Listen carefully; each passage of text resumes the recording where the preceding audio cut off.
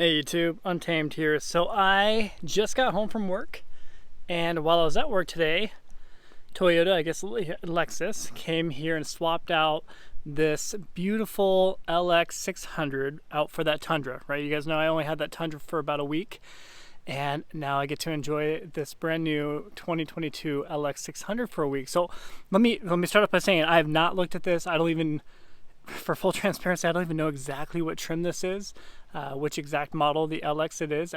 Maybe even the ultra luxury, the luxury. It's either one of those two, right? But I don't know a ton about the LX600, and I have not looked into it too much. So I wanted to just give you this no kidding, authentic first impressions of it, as I'm no kidding walking up to it for the very first time and getting into it the first time. Okay, this is my first time seeing it in the flesh too, similar to that Tundra.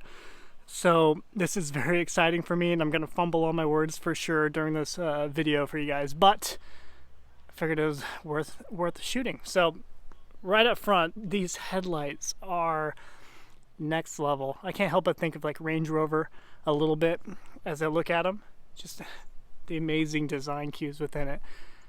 Definitely a premium look. You of course have that ginormous Lexus spindle grille, which we've all come to either hate or love, right? Depending on the type of person you are. I think it looks good. I love it. I personally think this is awesome, and it has grown on me over the last few years. Some functional venting up front. Much like Toyota, this is the adaptive cruise control, the safety sense, if you will. And most of the folks watching my channel, you know for a fact that this is the same exact, nearly everything, as the LC300, the 300 series Lexus. So nearly everything is exactly the same. Granted, this is the only one that we get. We don't get the LC300 in the United States or North American market. So this is our only option. The Land Cruiser is no longer a thing for us. So this is the next best thing. And I tell you what, looking at it for the first time, it doesn't look like a bad option whatsoever. I think it is stunning with the new body lines, new body flare. They definitely have made this thing look phenomenal. Let's pick at the wheels. So I'll kind of work my way around, okay? These are neat. Well, let's see how big they are. I don't even know. Let's see here. This looks like 22, so yeah, 265, 50, 22. So these Dunlop tires. I don't know. I prefer a smaller wheel with bigger, beefier tires, and knowing this is Untamed, she'll drive it for 30 minutes and curb 3 of the wheels. So I like driving vehicles where you don't have to worry about curbing the wheel anymore. I think I kind of got that out of my system. After owning a GT350R, by the way, a Shelby with the $12,000 carbon fiber wheels, tell you what, nothing will make you drive nervously. Rather than that, I digress. But check out the suspension. This does share the same 3.5 liter twin turbo V6, the same one that you would find in that Tundra TD Pro, of course. Granted, this one does not have the giant battery pack hybrid connected to it. It's not the iForce Max, right? This one has 409 horsepower, 479 torque. And that is the extent of my knowledge on this. I think it looks awesome though. I'll kind of show you, sorry, wind's kicking up, guys. Show you down the side here.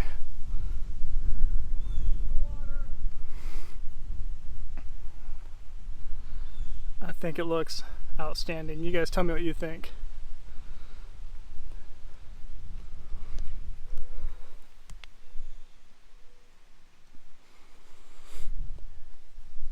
There's your LX600 badge. This is that nori green,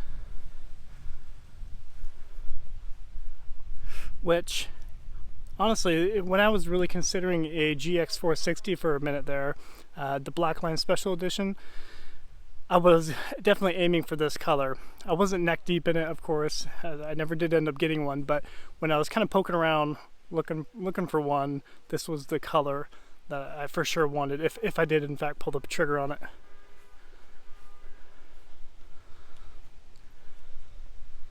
So yeah, just these fender flares look great. I think it's, you know, sculpted nicely where it's, you know, still a mature looking vehicle. You know, it's not too flashy by any means. I guess with the exception of the front grille, depending on who you ask, right? So let's pop in. First time, hey, similar to the Land Cruiser. You kind of get that little dip in the hood. I think that's similar to what the LX570 had beforehand. So that's kind of cool.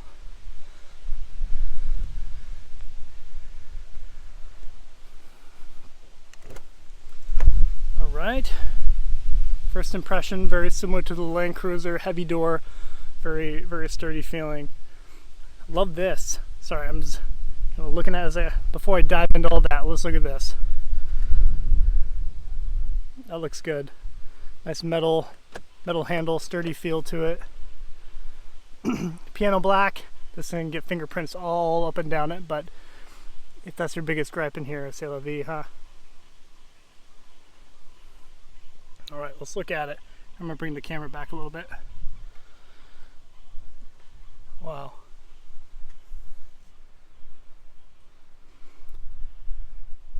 So is that a standard? Yeah, standard sunroof. That's kind of surprising.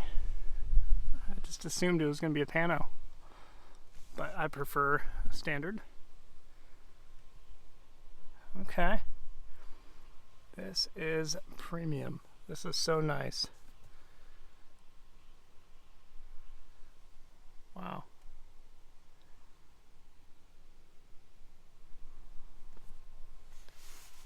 Nice leather material here with beautiful stitching.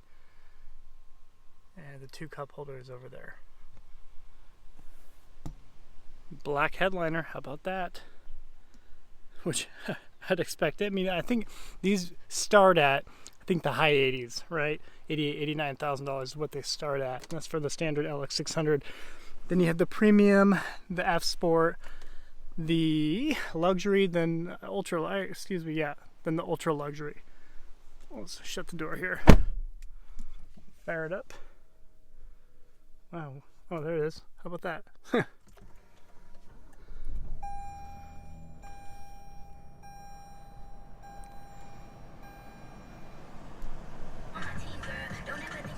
I don't even know what is going on here. Okay.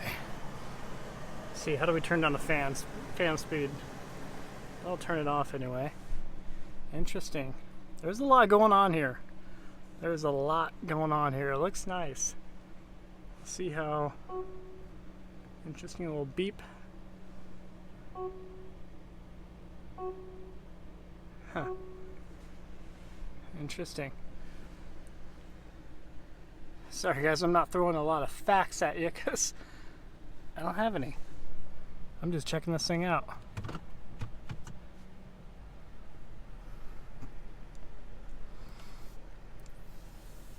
Just fantastic feeling materials all throughout, as you'd expect from Lexus. So this is no surprise to anybody.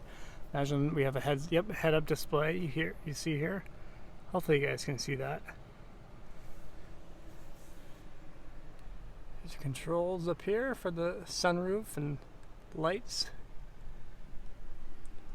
And window shades. And what do we look at? Dang. There's a lot going on back there. Let's pick at this real quick and then we'll jump in the back, right? So mode select. See, we're changing it up there. Normal mode, Sport S, Sport S Plus, Custom. Interesting. We'll leave it right there just in case. And then your low 4, high 4 over here. Heated seats or cooled seats.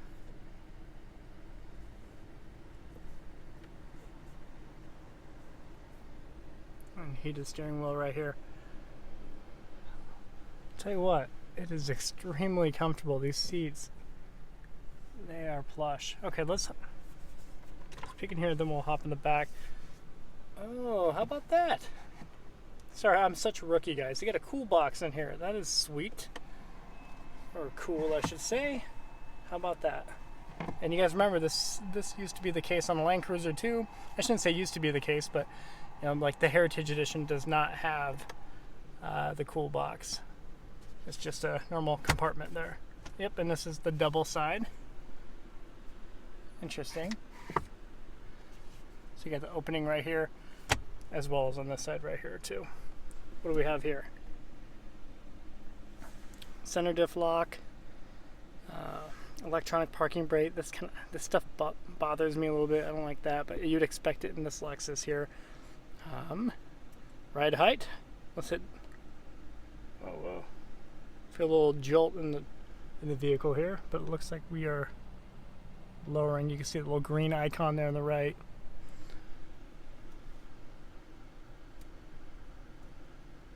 So hit up. Oh, it looks like we're going back up, and we are. You can't tell.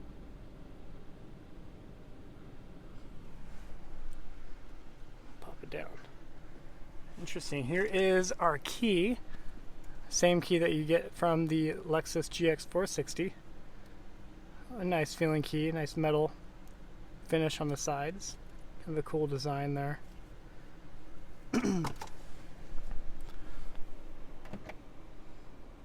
Okay.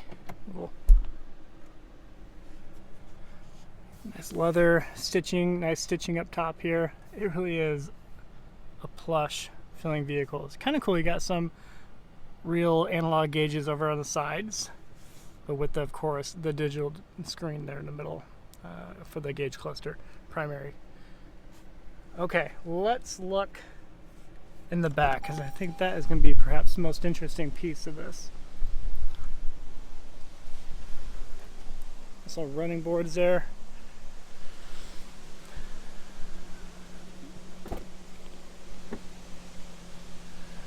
Got the shades up.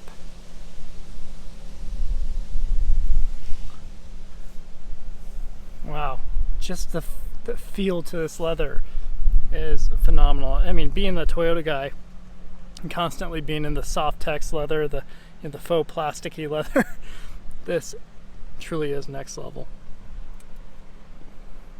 Wow. This really is mind-blowing how nice this is.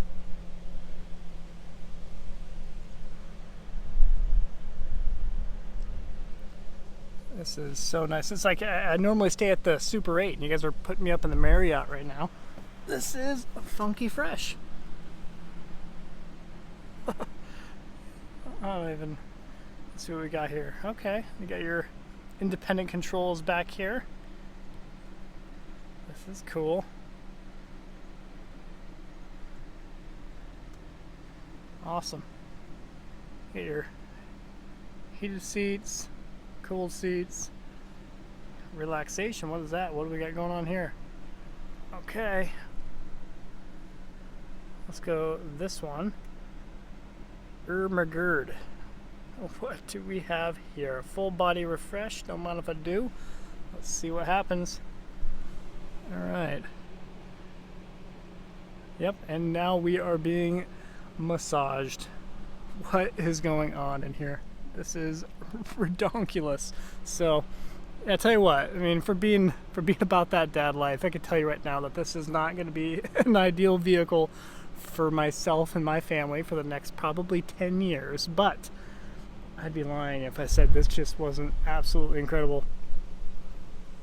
I don't even know if I want my kids to look at this thing. But wow, this is just a stunning vehicle. There's a good view for you.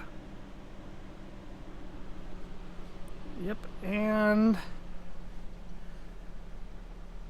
the massager in this is incredible. I'll tell you what, I think I'm just gonna hang out here for a little bit, maybe pop in a movie. I don't even, this is insane. It's a Miracast. Looks like you can connect a device to it and play whatever, so you can truly maybe connect to get Netflix going up in here. The problem with these that I have, actually, I mean, I remember looking at an X5M once upon a time, you know, from like 2015, 2014, and like they never age well. These built-in screens, and before you know it, we're gonna have the iPad 35 out, and it's just gonna make this seem so obsolete and dated. I'm sure there'll be system and software updates, blah blah blah blah, but nobody ever does that truly, right? So that's my only gripe with these built-in displays. Looks like they can, maybe not. I was gonna say maybe it can pop out, but fantastic visibility all around. It'd be a little bit better if we didn't have our shades up, of course. Let me pop that down. This is kind of a unique window back here. This big, like submarine or airplane window. Not a whole lot of space back there. It doesn't seem like it. Yeah, there's definitely no third row back there, which is strange. Let's look in the back.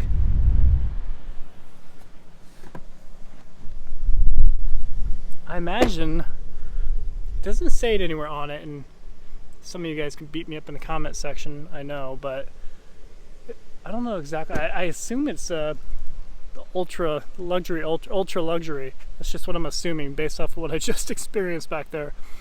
It might just be the luxury. You guys tell me. It's nice lighting. Let's go look at the front, then we'll peek in the back for fun. I'm not doing this in any good order for you.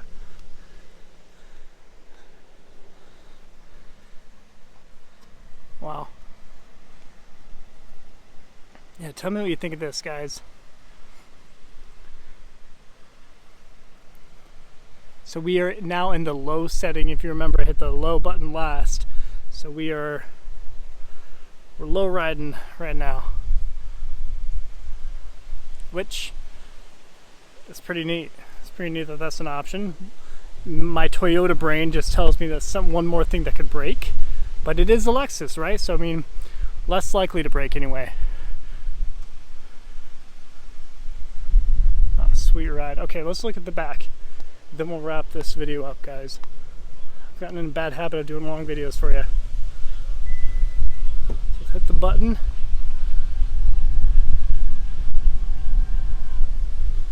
Alright, similar size and feel to what you get in the Land Cruiser, really.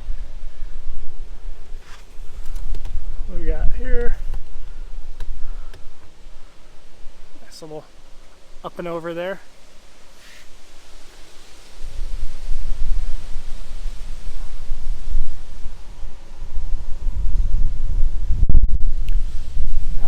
Stunning vehicle. Is it worth 126 grand though? So assuming it is the ultra luxury, that's the price tag on that. Even the luxury I think is over 100, 102, 103, something like that. That's a tough pill to swallow. But if you keep in mind that Land Cruiser over there is still $90,000. MSRP is $89,000 and change, and I spent $95,000 for mine because it was after they ended production of them for the U.S. market, and so I paid a little bit more of a premium, if you recall. So essentially, for the same price, you can get this. You know, and granted, I could sell my Land Cruiser over there and buy this. So the more I drive, the more I experience it and actually drive the thing, I'll be able to give you some more honest and genuine feedback on this. But maybe most of you don't like this, but maybe for the few that do like first impression videos, this is no kidding me seeing it and feeling it out for the first time. So, of course, I will do a driving video and kind of walk you through my thoughts on it and provide you guys that kind of feedback. But as always, I appreciate you watching. Until next time.